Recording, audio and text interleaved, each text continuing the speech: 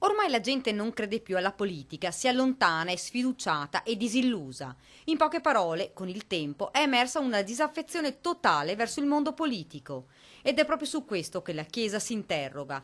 Quali sono le cause, ma soprattutto ci possono essere rimedi? A Vittorio Veneto la diocesi ne parlerà durante la settimana sociale. Abbiamo scelto come tema la questione della disaffezione alla politica. Beh, è un problema purtroppo davanti agli occhi di tutti, che la politica oggi, che dovrebbe essere ciò che guida la polis, cioè la città e la cittadinanza, il convivere civile, il convivere sociale, purtroppo è oggetto di una grave sfiducia, di una grave disaffezione. Lo si è visto anche nelle percentuali delle ultime elezioni amministrative. Un problema non indifferente, sottolinea Monsignor Pizziolo. Man mano che passa il tempo la situazione si aggrava sempre più. È importante capire ed intervenire per cercare di trovare una soluzione. Si cerca allora di mettere a fuoco questo tema per capire quali sono le cause e soprattutto per vedere se ci possono essere dei rimedi, perché la disaffezione alla politica non è certo un bel segno nella convivenza sociale. La crisi economica che ormai ha annientato famiglie intere e che ancora non trova nessuno spiraglio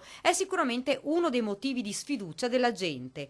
A preoccupare maggiormente sono i giovani. Questa situazione rischia di essere una realtà che brucia una generazione o addirittura più generazioni. Si sente parlare da più parti, anche più alte, il Presidente della Repubblica, di cenni di ripresa.